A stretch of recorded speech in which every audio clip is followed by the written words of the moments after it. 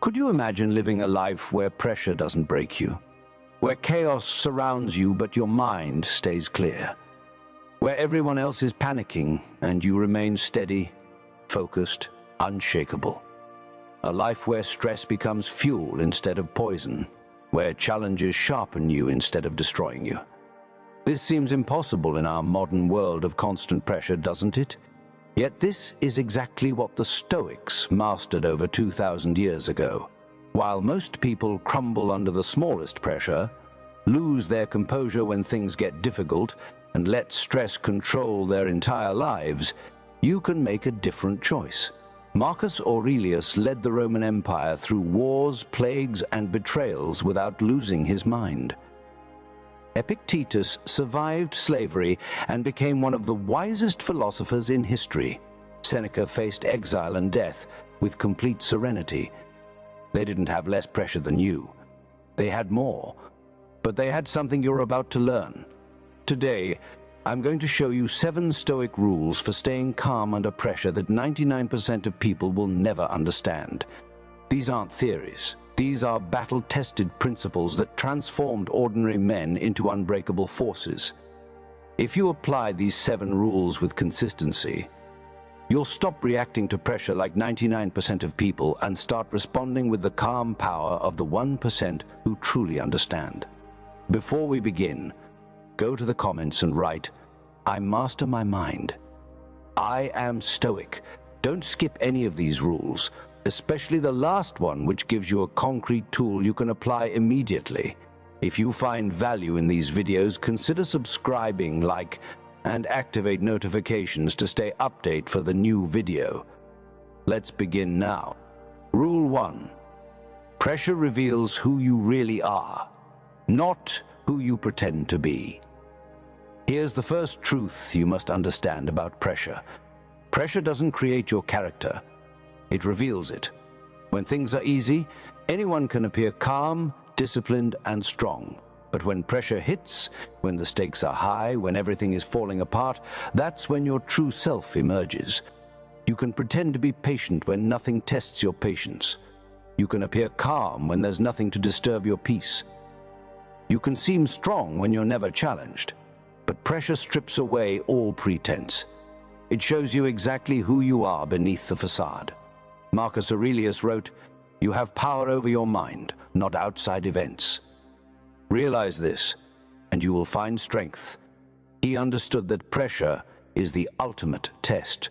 Not a test of your circumstances, but a test of your mind. Who are you when the pressure is on? Do you collapse? Do you panic? Do you make excuses? Or do you stay calm and act with clarity? Look at your last high-pressure situation honestly. A deadline at work, a conflict in your relationship, a financial crisis, an unexpected problem. How did you respond? Did you keep your composure, or did you lose control? Did you think clearly, or did panic take over? Did you act with intention, or did you react emotionally? Your response under pressure is your true character, not who you want to be, not who you tell yourself you are, but who you actually are when it matters most. Epictetus taught his students, "It's not what happens to you, but how you react to it that matters." The pressure itself is neutral. Your reaction is everything. 2 people face the same pressure. One collapses, one thrives. Same pressure, different character. Here's what most people do under pressure. They blame the pressure itself. They say, "This situation is too much. Anyone would crack under this. It's impossible to stay calm." But that's a lie. The lie weak people tell themselves to justify their weakness. The Stoics faced unimaginable pressure. Marcus Aurelius governed an empire during constant war. Epictetus was enslaved and abused. Seneca was exiled and eventually forced to commit suicide. They didn't have comfortable lives. They faced pressure that would destroy most modern people. Yet they remained calm, clear, and powerful. Why? Because they understood that pressure is information. It shows you exactly where you're weak, exactly where you need to grow, and exactly what you need to work on. When you fail under pressure, you've just identified your next area of development. Stop viewing pressure as your enemy. Start viewing it as your teacher. Every high-pressure situation is a training session. Every moment of stress is an opportunity to practice staying calm. Every challenge is a chance to prove to yourself that you're stronger than you think. Seneca wrote, "Difficulties strengthen the mind, as labor does the body.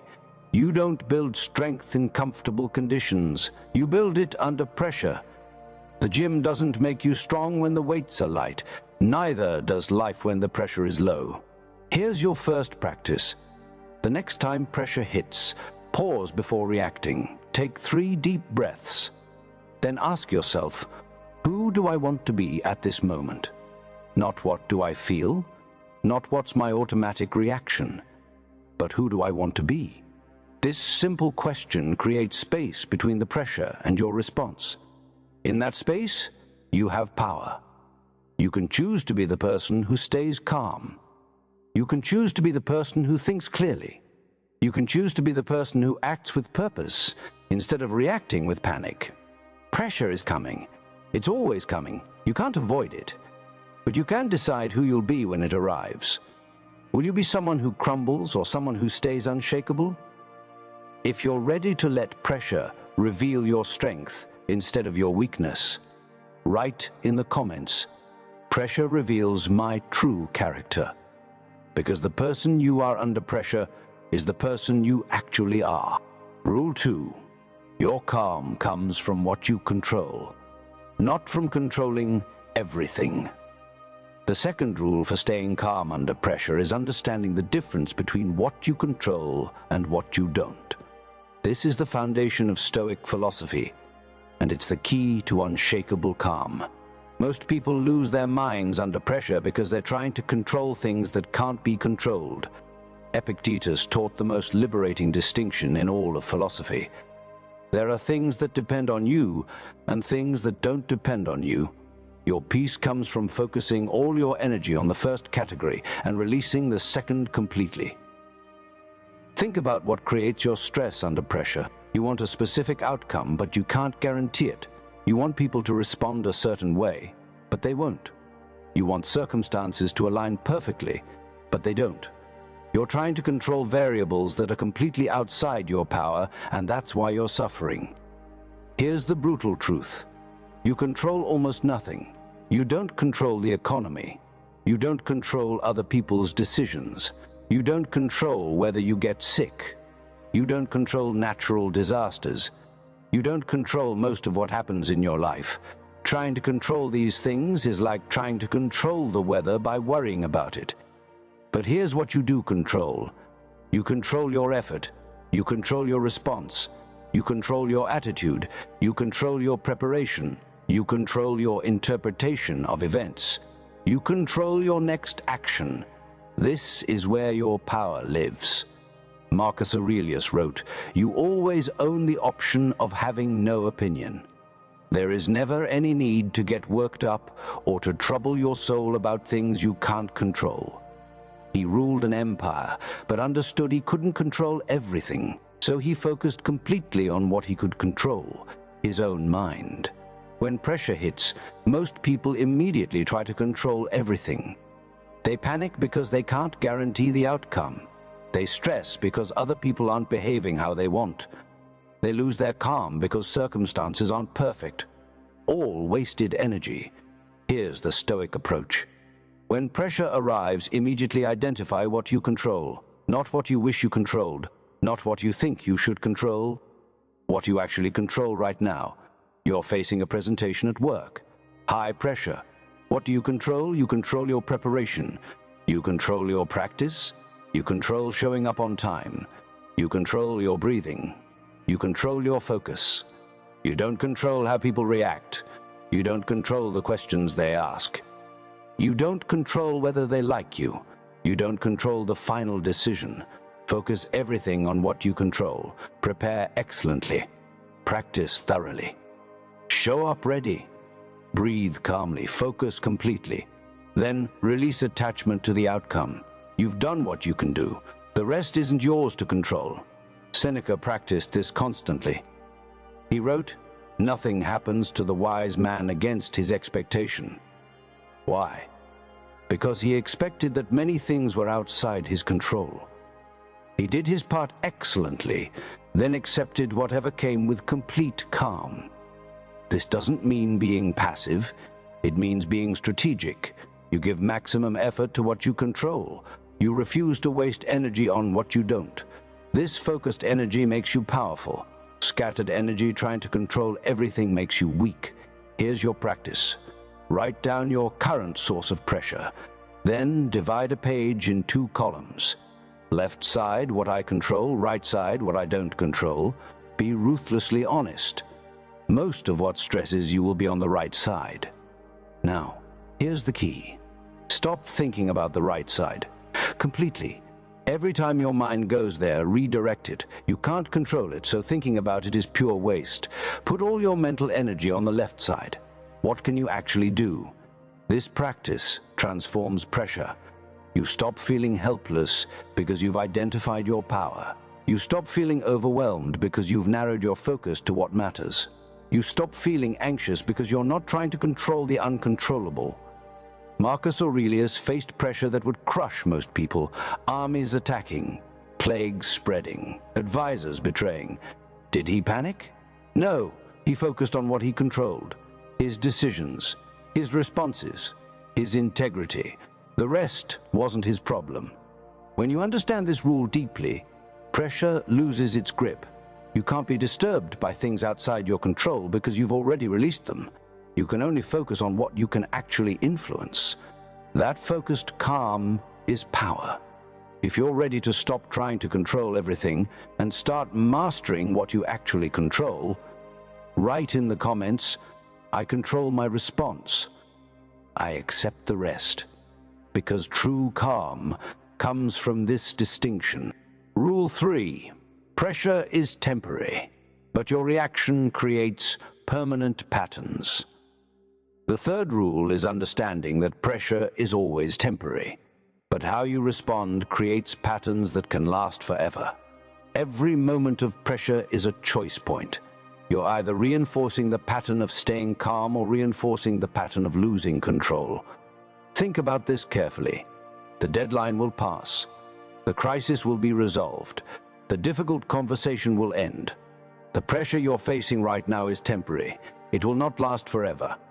But how you respond to it right now is training your brain for how you'll respond to every future pressure. Marcus Aurelius wrote, "The universe is transformation. Life is opinion.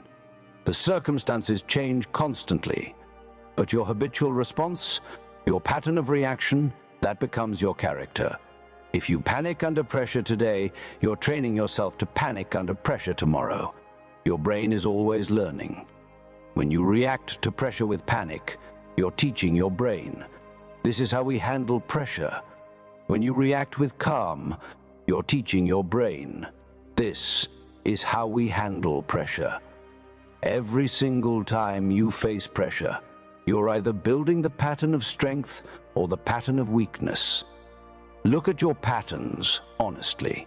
Do you always react the same way under pressure? Do you always panic, always freeze, always lash out?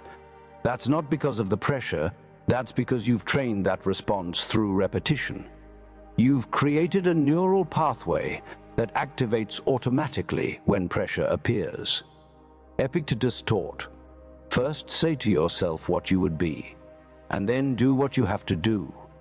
Decide who you want to be under pressure. Then, act that way consistently until it becomes your automatic response.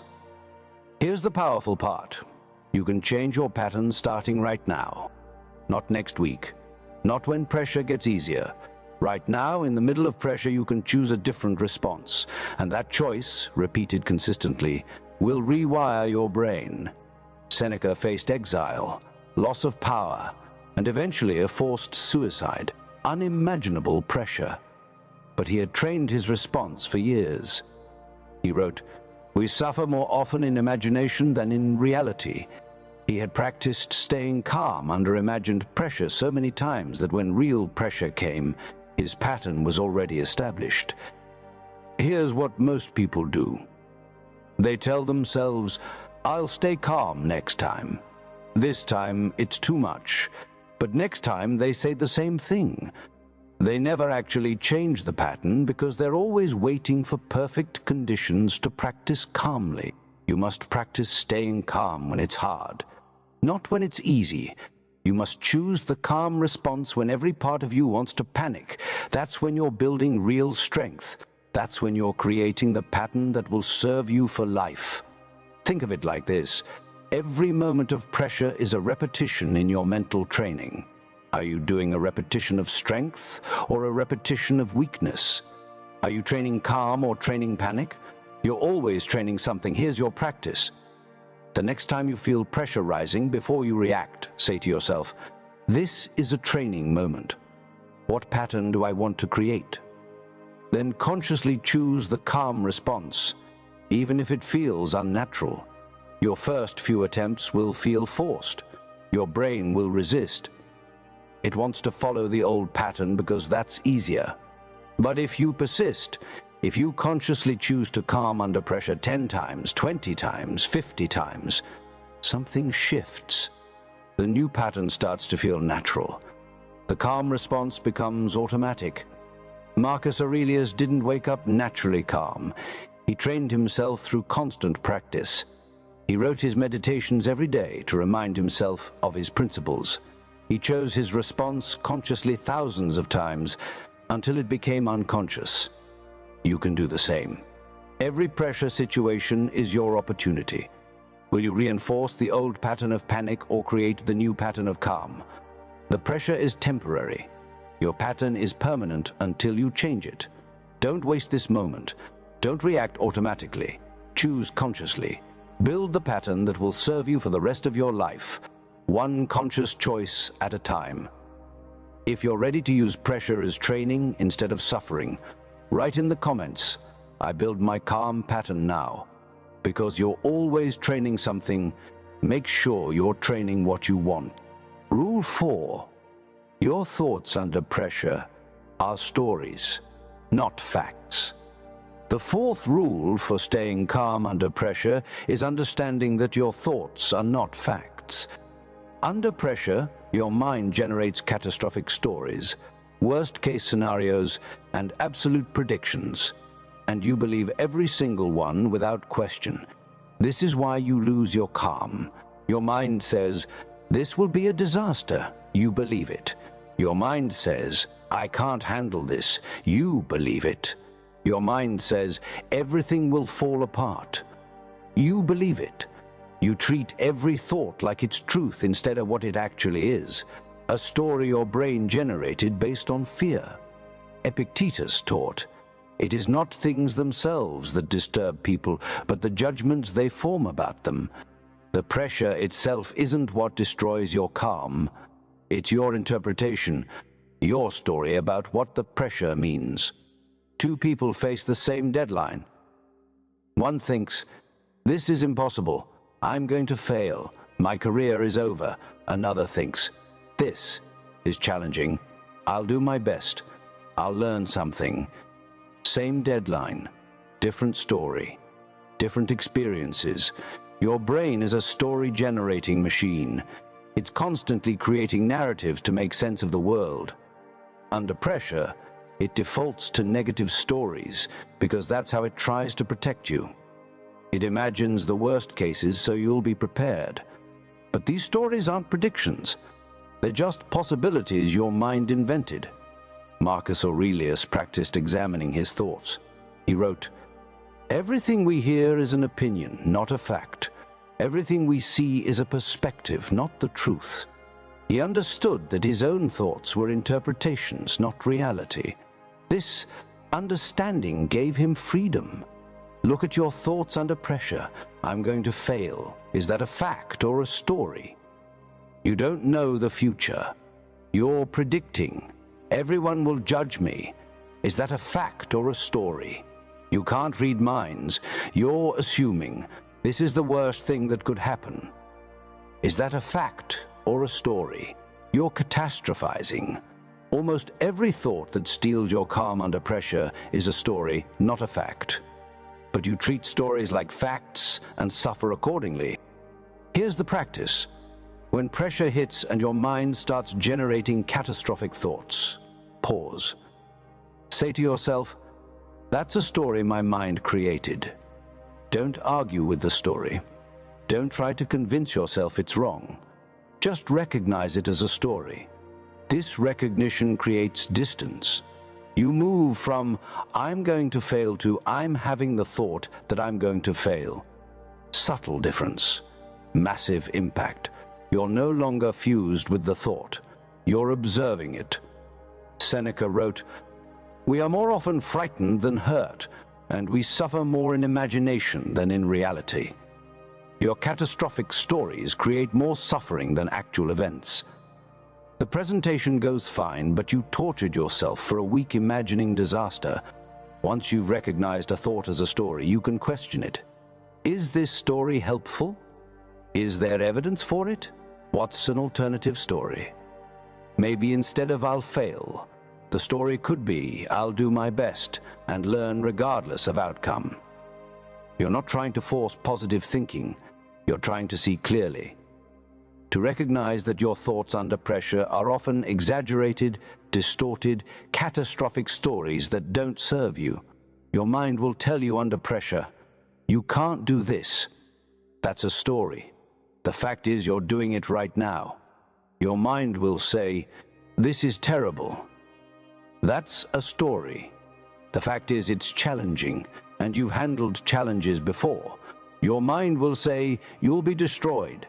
That's a story. The fact is, you're still here after every past pressure. Marcus Aurelius ruled during the constant crisis. His mind surely generated catastrophic stories, but he practiced seeing them as just that, stories. He wrote, "The things you think about determine the quality of your mind. Choose which stories you believe carefully. Here's your practice. Keep a pressure journal. When you feel pressure, write down the exact thoughts your mind generates. Later, when the pressure has passed, review them. How many came true? How many were exaggerated? How many were complete fiction? This practice trains you to recognize your mind's patterns. You'll see that your mind tells the same catastrophic stories repeatedly, and they're almost never accurate. This recognition weakens their power over you. The next time pressure hits, you'll notice the stories as they form. There's my mind catastrophizing again. There's my mind predicting failure again. There's my mind saying I can't handle this again. You'll smile at the predictability and choose not to believe the story. Your thoughts are not your master.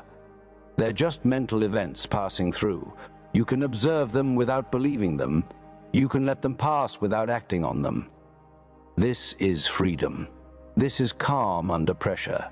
If you're ready to stop believing every catastrophic thought, write in the comments, "My thoughts are stories, not facts." Because the day you understand this is the day pressure loses its mental grip on you. Rule 5. Action dissolves pressure. Thinking about action amplifies it. The 5th rule is understanding that action is the antidote to pressure, not thinking about action. Not planning endlessly, not preparing perfectly. Actual action. Most people stay stuck in analysis under pressure, and that paralysis makes the pressure unbearable. Here's what happens. Pressure arrives, your mind starts racing. You think about all the things that could go wrong. You consider all the different approaches. You analyze every variable. You plan and replan. And all that mental activity makes you feel like you're doing something, but you're not. You're just thinking. And thinking without action amplifies pressure. Seneca wrote, "Begin at once to live. Not think about living, not plan to live. Live, act, move." The Stoics understood that philosophy without action is worthless. Knowledge without application creates nothing. Think about the last time you were under pressure. How much time did you spend thinking about what you should do versus actually doing it? How many hours ruminating, worrying, analyzing? That mental spinning didn't reduce the pressure. It increased it. Your mind treats thinking about action as a substitute for action. You get a tiny hit of dopamine from planning, so your brain thinks you've accomplished something. But planning doesn't move deadlines. Analysis doesn't complete projects. Thinking doesn't solve problems. Only action does. Marcus Aurelius wrote, "Get busy with life's purpose. Toss aside empty hopes. Get active in your own rescue." He understood that you save yourself through action, not through endless contemplation. When pressure hits, the question isn't what should I think about? It's what should I do?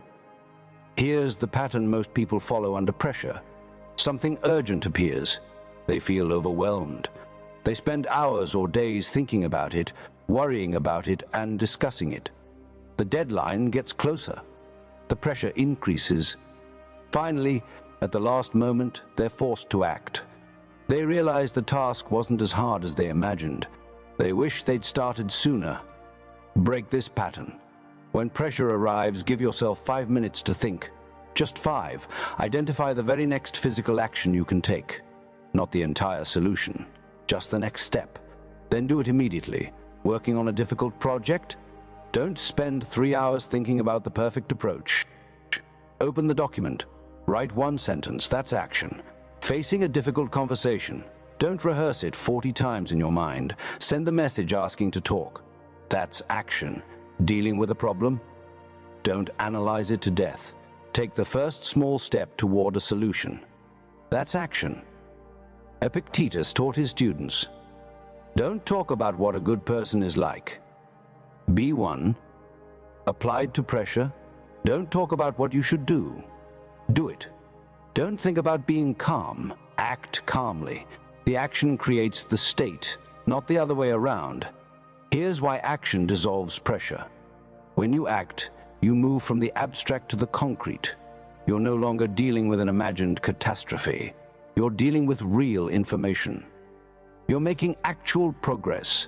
You're taking back control. Action also anchors you in the present. When you're taking action, you can't simultaneously be catastrophizing about the future. You're engaged with what's in front of you right now. This presence naturally calms you. Think of pressure like a wave. If you stand still and think about the wave, it crashes over you and knocks you down. If you move through the wave, taking action, you stay balanced, and the wave passes. Same wave, different approach, different outcome. Here's your practice. Create a pressure action protocol. When you feel pressure rising, you automatically do 3 things. 1. Take 3 deep breaths to center yourself. 2. Identify the single smallest action you can take right now. 3. Take that action immediately within 5 minutes, no exceptions. This protocol bypasses the paralysis. You're not asking, what should I do about this entire overwhelming situation? You're asking, what's one small thing I can do right now? That's answerable. That's doable. Marcus Aurelius faced pressure every single day as an emperor. He could have spent all his time in anxious planning. Instead, he acted, made decisions, addressed problems, moved forward. He wrote, "Think of yourself as dead. You have lived your life. Now take what's left and live it properly." Every moment you spend thinking instead of acting is a moment stolen from actually solving the problem. Every hour of worry is an hour you could have spent making progress. The pressure doesn't decrease through contemplation, it decreases through action. Start now. What pressure are you facing right now? What's the smallest action you could take in the next 5 minutes? Don't think about it for another hour. Do it right now. Take the action and watch how it shifts your state. If you're ready to dissolve pressure through action, write in the comments, "I act now. I think less," because action is the answer to almost every form of pressure. Rule 6. Pressure tests your preparation, not your worth. The 6th rule for staying calm under pressure is separating the challenge from your identity. Pressure is testing your preparation, your skills, your approach. It's not testing your worth as a human being. But most people merge these completely, and that's why pressure destroys them. When you face pressure, your mind immediately makes it personal. If I fail at this, I'm a failure. If I can't handle this, I'm weak. If this doesn't work out, I'm worthless. You've tied your entire self-worth to this one outcome. That's why the pressure feels unbearable. Epictetus taught, it's not what happens to you, but how you react to it that matters. He also taught that you are not your circumstances, not your achievements, not your failures. You are the consciousness experiencing all of these. Your worth doesn't fluctuate with your results. Think about an athlete. When they miss a shot, are they a worthless human? No. They missed a shot. Their technique needs work. Their preparation wasn't sufficient. That's information, not identity. The same principle applies to you under pressure. That presentation at work, if it goes poorly, it means your presentation skills need development. Not that you're a failure. That difficult conversation, if it doesn't go well, it means your communication approach needs adjustment. Not that you're unworthy of love. That deadline you're stressing over, if you miss it, it means your time management needs improvement. Not that you're a bad person.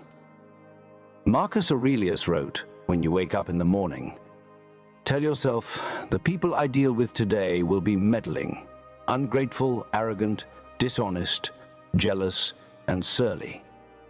He separated others' behavior from his own worth. Their actions weren't about him. Your results aren't about your fundamental value either. Here's what happens when you make pressure personal. Every setback becomes an identity crisis. Every challenge becomes evidence that you're not good enough. Every failure confirms your deepest fears about yourself. The pressure multiplies because you're not just dealing with the task, you're dealing with existential questions about your worth. But when you separate pressure from identity, everything changes. You can face the challenge calmly because it's just a test of your current skills, not your fundamental value. You can fail without being destroyed because failure is just information about what to improve. Seneca faced exile, forced from Rome, stripped of power and status. Did this change his worth? No. He wrote some of his best philosophy during exile. He understood that external circumstances don't define internal worth. Here's your practice. When you face pressure, consciously separate the task from yourself. Say this situation is challenging. My current approach may not be sufficient. I may need to develop new skills. This has nothing to do with my worth as a person. This separation is liberating. You can approach the pressure with curiosity instead of fear. Let's see if my preparation is sufficient. If not, I'll learn what I need to improve. That's a growth mindset. That's calm under pressure. Think of pressure like a video game. When you fail a level, you don't think I'm a worthless human being. You think that level is hard. I need to learn the pattern. Let me try a different approach. Why? Because you haven't tied your identity to the game. Apply the same logic to real pressure. You are not your job title. You are not your bank account. You are not your achievements. You are not your failures. You are the consciousness experiencing all of these things. That consciousness has infinite worth that never changes regardless of external circumstances. When you truly understand this, pressure becomes manageable. You can give maximum effort without being destroyed by potential failure. You can face high stakes without questioning your fundamental value. You can stay calm because the outcome doesn't define you. Marcus Aurelius was Emperor of Rome, the most powerful position on earth. Yet he wrote how small a part of the boundless and unfathomable time is assigned to every man, for it is very soon swallowed up in the eternal. He kept perspective. Even his massive achievements and failures were tiny in the grand scheme. So are yours. This isn't about not caring, it's about caring effectively. Care about the task, care about your effort, care about improvement. But don't stake your entire identity on any single outcome. That's fragile. That's where pressure breaks you. If you're ready to separate pressure from identity, write in the comments, pressure tests my skills, not my worth. Because when you understand this, you can face any pressure with calm confidence. Rule 7. Create your calm in advance. Don't search for it in crisis. The seventh and final rule is the most practical. You can't create calm in the middle of chaos. You must build it in advance through daily practice. The Stoics didn't stay calm under pressure by accident. They trained for it every single day when pressure was low. Marcus Aurelius wrote his meditations not during a crisis, but as daily practice. Every morning he reminded himself of his principles. Every evening he reviewed his day. This consistent practice built the mental patterns that served him when real pressure arrived. Most people do the opposite. They live carelessly when things are easy. They don't practice mental disciplines. They don't train their mind. Then when pressure hits, they scramble to find calm and wonder why they can't. That's like never working out, then expecting to run a marathon. Your mind is no different from your body. It needs training. It needs consistent practice. You build mental strength through daily repetition, not through emergency efforts. Here's your daily Stoic practice for staying calm under pressure. 10 minutes every morning. Sit quietly. Breathe deeply. Remind yourself of what you control and what you don't. Visualize facing pressure today with calm. Imagine challenges arising and you responding with clarity. Prepare your mind. Seneca wrote about his evening practice. Every night he reviewed his day. Where did he react poorly? Where did he stay calm? What could he improve tomorrow? This reflection built self-awareness and refined his responses. Create your own version. 5 minutes every evening. Review your day honestly. When did you lose calm under pressure? What thought or story triggered you? How will you respond differently next time? Write it down. This practice transforms experience into wisdom, but the most powerful practice is voluntary discomfort. The Stoics regularly chose difficult things when they didn't have to. Seneca would sleep on a hard floor. Marcus Aurelius would practice poverty. Epictetus would expose himself to cold. Why? To train their mind to handle discomfort calmly. You can do the same. Take cold showers. Fast occasionally. Do difficult tasks first. Have uncomfortable conversations. Choose the hard path sometimes when you could choose easy. Each voluntary difficulty is a training session. You're teaching your mind. I can stay calm when things are uncomfortable. This training makes real pressure manageable. When actual difficulty arrives, your mind has already practiced staying calm in discomfort. It's not new. It's not overwhelming. It's just another rep in your training. Here's your complete pressure protocol. Morning preparation, 10 minutes. Review what you control. Visualize staying calm under today's pressures. Set your intention. Throughout the day, 3 breathing pauses. Stop whatever you're doing. 3 deep breaths. Check your state. Are you calm or reactive? Adjust. Evening review, 5 minutes. What went well? What needs improvement? What will you practice tomorrow? This takes 20 minutes total. 20 minutes to build the mental strength that will serve you for life. That's the best investment you can make. Epictetus taught, first say to yourself what you would be, and then do what you have to do. Decide you'll be someone who stays calm under pressure. Then, practice daily until it becomes who you are. The key is consistency. One day changes nothing. 1 week barely registers. But 90 days of practice, that transforms you. You've built new neural pathways. You've created new automatic responses. You've become someone different. Don't wait for pressure to practice staying calm. Practice now, every day, in low-pressure situations. Build the skill when the stakes are low so you have it when the stakes are high. Marcus Aurelius didn't learn to stay calm while governing Rome during a plague. He trained for decades before that. When the crisis came, he had the skills. You need to do the same. If you're ready to build your calm through daily practice, write in the comments, I train my calm daily. Because calm under pressure isn't luck or talent, it's the result of consistent practice. If you've made it this far, you now know the 7 Stoic rules for staying calm under pressure. Pressure reveals your character. Your calm comes from controlling what you can control. Pressure is temporary, but your patterns are permanent. Your thoughts are stories, not facts. Action dissolves pressure. Pressure tests your preparation, not your worth. Build your calm in advance through daily practice. Now tell me in the comments which rule resonated most with you. Which one will you apply first? Maybe it's recognizing that pressure reveals character. Maybe it's focusing only on what you control. Maybe it's seeing thoughts as stories. Maybe it's taking action immediately. Maybe it's building your daily practice. Write in the comments the rule you're implementing first. This focused approach will transform you faster than trying to apply all 7 at once. One rule mastered completely changes your life more than 7 rules applied halfway. Remember to practice in silence. That's the Stoic way. You don't announce your transformation. You don't seek approval. You simply train your mind daily and become unshakable through consistent action. In 90 days, if you practice these rules daily, you won't recognize yourself under pressure.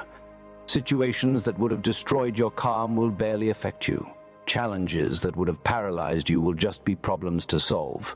You'll become the person who stays calm when everyone else is panicking. But it requires practice, not just understanding. Apply these rules today. Start your daily training now. Build the mental strength that will serve you for the rest of your life. I hope that you subscribe, activate notifications, and comment so YouTube recognizes these videos are valuable. I sincerely thank you for your time and support. I'll see you in our next journey.